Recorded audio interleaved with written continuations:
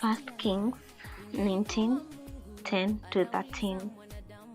He answered, Lord God Almighty, I have always served you, you alone.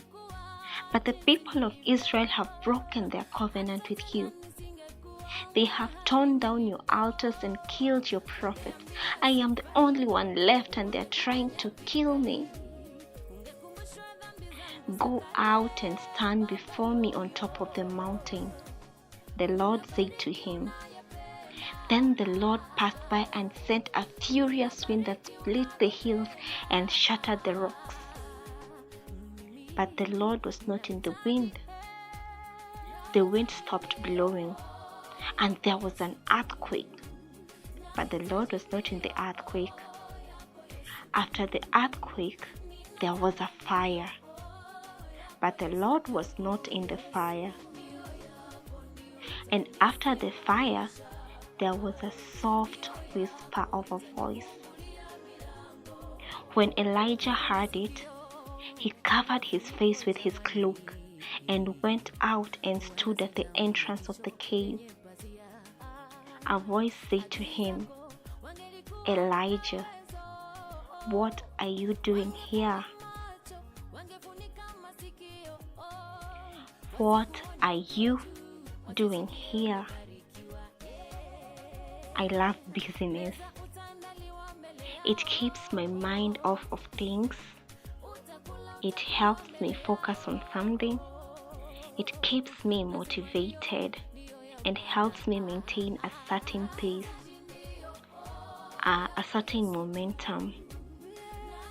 So I am always looking for something to do.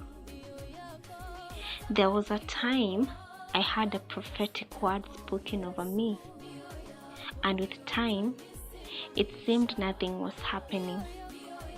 I thought it was taking too long, and God needed some help in fulfilling His word over me. So I got busy. I studied theology and ministry training. I tried to work out some song collabos. I tried advertising myself. I obsessed over specific opportunities. And at the end, I felt completely drained. And I threw a fit like Elijah. God, didn't you see?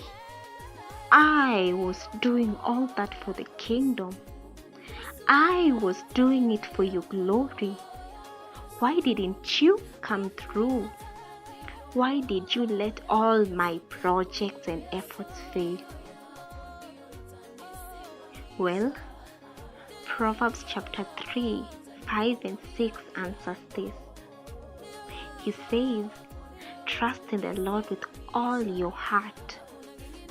Lean not on your own understanding. In all your ways acknowledge Him, and He will direct your paths. Additionally, in Psalm 23:2, David says, He leads me in paths of righteousness for His name's sake. Therefore, it all has to be about Him, for His glory. And I figured that God does not compete with our self-initiated busyness. He waits for us to accept His lead willingly. Sure, He has a purpose for each of us. And sure, we have a role to play in our purpose and towards our destinies. But our moves, our direction has to come from God, the one who does not compete with our busyness, but visits us in the stillness. He had fellowship with Adam and Eve in the cool of day. He came into the world in a manger tucked away from Bethlehem's busyness. He spoke to Elijah in a soft voice. So will you be still and listen for His voice? Will you be still and do the last thing He asked you to?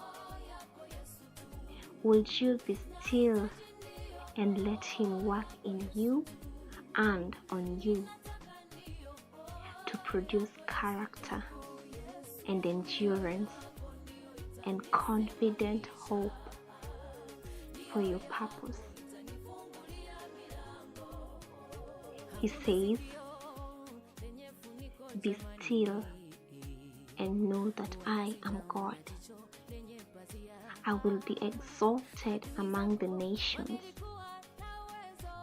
I will be exalted in the earth.